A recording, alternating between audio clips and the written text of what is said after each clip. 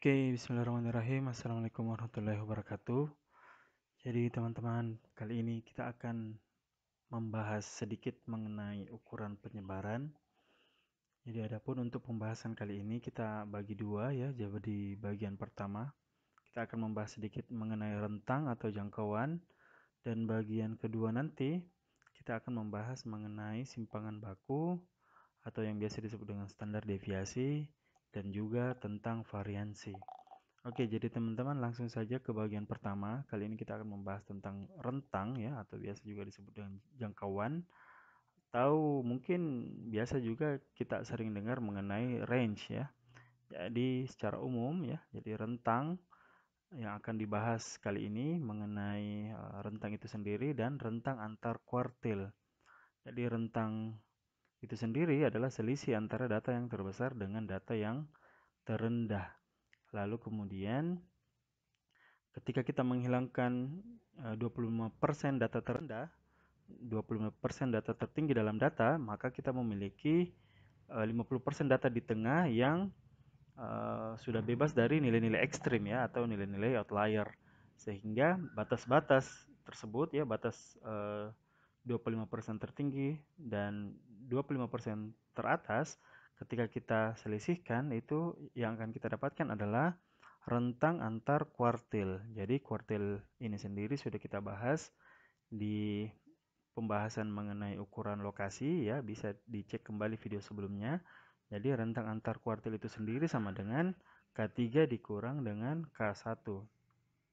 Adapun untuk rumus kuartil ini sendiri ya, kita akan tampilkan ulang ya untuk data tunggal ya, atau untuk data X1 hingga ke Xn. Itu bisa kita lihat dari ya KI ya, di mana I ini nantinya akan diisi dengan 1, 2, atau 3. Bisa lihat dari data ke ya I per 4 dikali dengan N tambah 1, di mana N ini adalah jumlah data. Ini rumus untuk mencari kuartil ketika datanya dalam bentuk tunggal ya. Ketika datanya dalam bentuk sebaran frekuensi atau dalam tabel, maka kita bisa menghitung KI ini dengan rumus B tambah P dikali ya I per 4 kali N dikurang F besar, lalu kemudian dibagi F ya. Adapun untuk penjelasan lebih jauh mengenai rumus kuartil ini bisa kalian lihat di video yang mengenai ukuran lokasi sebelumnya. Oke, jadi seperti ini kira-kira ya. Jadi kita langsung ke contoh. Misalkan ada contoh data dalam bentuk tabel sebaran frekuensi ya. UPA ya, 51 sampai 60 dan seterusnya. Ada frekuensinya ya, dan ada frekuensi kumulatif. Jadi frekuensi kumulatif ini penjumlahan antara frekuensi yang saat ini dan frekuensi yang sebelumnya ya. Jadi untuk pertama sama 20, untuk frekuensi kumulatif yang kedua 20 ditambah 30. Nah, ketika kita dapat data seperti ini, maka otomatis yang pertama kita hitung adalah kuartil-kuartilnya dulu ya. Jadi untuk K1 kita lihat letaknya dulu ya. K1 itu seperempat ya, I-nya diganti 1, jadi seperempat dikali jumlah data, atau bisa kita dapatkan 25. Nah, di sini kita lihat data ke-25 itu berada pada kelas yang mana ya. Jadi di sini frekuensinya masih sampai 20. Frekuensi 21 hingga frekuensi ke-50 itu berada pada kelas kedua. Jadi kita tandai ya untuk kelas kedua ini. Nah, dari sini bisa kita hitung rumus K1 ya. Jadi K1 B ya, B itu batas bawah 61 dikurang 0,5 tambah P panjang kelas ya, 61 ke 70 itu ada 10, seperempat N kurang 20 dibagi 50, ini nantinya kita akan mendapatkan 62,5 untuk K1. Lanjut kita hitung K3 ya. K3 karena tadi K1 itu seperempat N, sekarang K3 3 per 4 N, maka kita dapatkan 75. Nah, data ke-75 itu ya, ini berada pada kelas yang ketiga ini. Sehingga ketika kita menghitung K3-nya, batas bawahnya ini 71 dikurang 0,5 dapat 70,5, dan ketika kita selesaikan perhitungan ini maka kita akan mendapatkan 71,16, sehingga bisa kita simpulkan bahwa rentang antar kuartilnya 71,16 dikurang 62,5 itu sama dengan 8,66. Oke, itu sedikit mengenai rentang antar kuartil ya. Nah, selanjutnya simpangan baku dan variansi. Nah, simpangan baku atau biasa disebut juga standar deviasi ini adalah ukuran penyebaran yang sering digunakan ya. kedua ukuran ini itu menggambarkan sejauh mana data-data tersebar. Jadi semakin hasilnya mendekati 0, maka datanya akan semakin homogen. Ya, ketika datanya semakin jauh dari 0, maka datanya semakin menyebar ya atau heterogen. Oke, adapun rumusnya ada dua ya. Yang pertama adalah untuk data-data sampel ya. Jadi variansi dan simpangan baku ini sendiri hubungannya adalah kuadrat ya. Jadi variansi S kuadrat, simpangan baku itu akar kuadratnya. Jadi untuk data sampel rumusnya seperti ini. Dan untuk data populasi yang berbeda adalah penyebutnya. Kalau untuk data sampel penyebutnya itu N dikurang 1. Kalau di populasi penyebutnya N ya, tanpa dikurang 1. Oke, jadi kita langsung masuk ke contoh. Contoh yang diberikan nantinya ada dua ya. Contoh yang pertama adalah bentuk data tunggal dan contoh kedua nantinya bentuknya dalam tabel. Oke, ada data seperti ini ya. Kita disuruh menghitung variansi dan simpangan baku. Jadi yang pertama yang akan kita cari adalah rata-ratanya ya. Jadi rata-rata itu jumlah semua data dibagi 10. 10 ini karena ada 10 data. Kita dapatkan rata-rata 7,7. Lalu kemudian kita masuk ke rumusnya ya. Jadi XI ini, sigma XI ini maksudnya data pertama dikurang rata-rata dikuadratkan.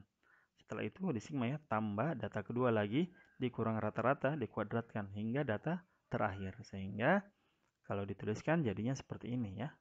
Jadi 8 dikurang 7,7 kuadrat tambah data kedua 7 kurang 7,7 kuadrat. Nah, ini penulisan seperti ini agak panjang. Padahal di data ini ada beberapa data yang sama ya. Contoh misalkan data 7 itu ada 4. Jadi kalau kita mau ringkas, untuk data 7 ini 7 kurang 7,7 kita kalikan saja 4 karena terdapat 4 data 7. Jadi bentuknya seperti ini. Jadi data 8 ada 2, data 7 ada 4, data 9 ada 2, data 10 ada 1, dan data 5 ada 1.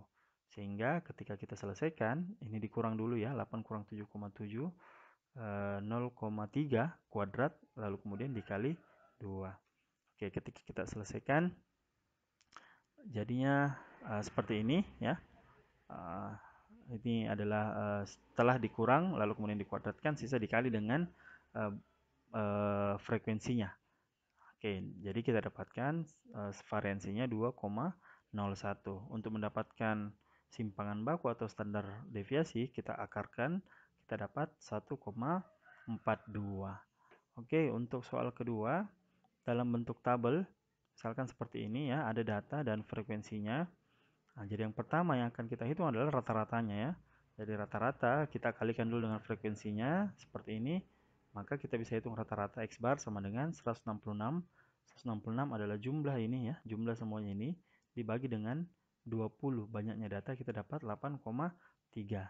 Selanjutnya kita hitung XI dikurang X bar ya, ini X bar ya, rata-rata XI kurang X bar. Jadi ini ya, 6 dikurang 8,3 dapat ini, 7 dikurang 8,3 dapat ini, dan seterusnya. Oke, selanjutnya hasil dari sini itu kita kuadratkan. Sehingga minus 2,3 kuadrat dapat 5,29 hingga 2,7 kuadrat dapat 7,29. Seterusnya hasil dari kuadrat ini kita kalikan dengan frekuensi. Jadi 5,29 dikali 2 itu dapat 10,58 hingga 7,29 dikali 3 dapat 21,87. Lalu kemudian kita hitung jumlahnya. Nah, untuk rumus standar ada variansi ya, sama dengan rumus yang tadi sebenarnya FI ini perkalian berapa kali muncul ya, sehingga ketika dalam bentuk tabel langsung saja kita ambil nilainya ya. Jadi ini sigma FI dikurang XI dikurang X bar kuadrat dapat 41,4 dibagi N dikurang 1, N-nya 20 dikurang 1 jadi 19. Kita dapatkan variansi 2,17 dan simpangan baku di akar kuadratkan dapat 1,47. Oke, sekian untuk pembahasan kali ini teman-teman mengenai ukuran penyebaran. Assalamualaikum warahmatullahi wabarakatuh.